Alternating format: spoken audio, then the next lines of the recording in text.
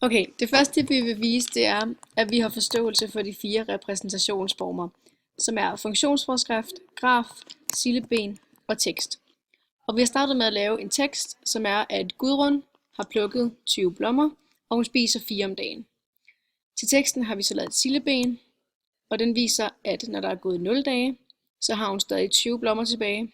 Når der er gået 1 dag, har hun kun 16 blommer tilbage, 2 dage, 12 tilbage, og når der er gået 5 dage, har hun slet ikke nogen blommer tilbage. Og til sildebenet har vi lavet en graf, som vi bare har plottet ind. Og ud fra grafen kan man også aflæse, at når der er gået 1 dag, så har hun kun de 16 blommer tilbage, så det passer.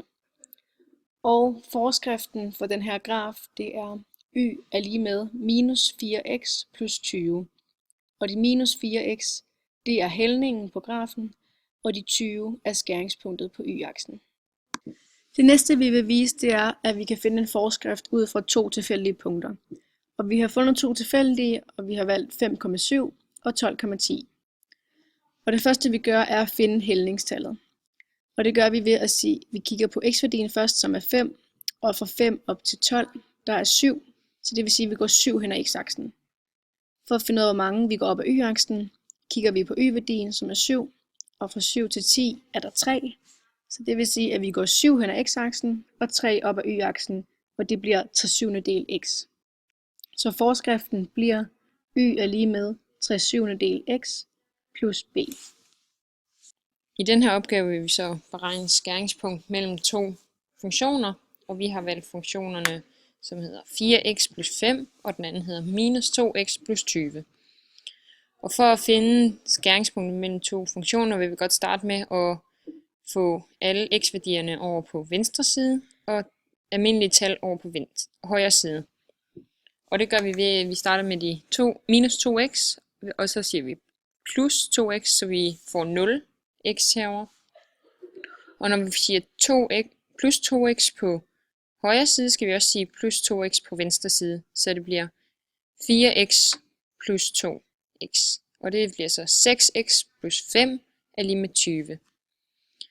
Og så vil vi godt have det almindelige tal, altså 5, over på højre side. Og det gør vi ved at fjerne det på venstre side og få det over på højre side. Det gør vi ved at sige, når det er plus 5, så siger vi minus 5, så vi får 0.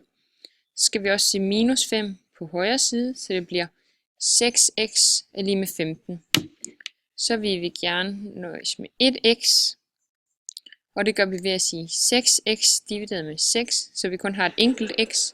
Og når vi dividerer med 6 på venstre side, skal vi også dividere med 6 på højre side. Så vi siger 15 divideret med 6, og det giver 2,5, så vores x-værdi er 2,5. Og for at finde y-værdien, skal vi sætte det ind i vores funktion. Så y er lige med 4 gange 2,5, og det er 10 plus de 5, det er 15, så vores skæringspunkt det bliver 2,5,15.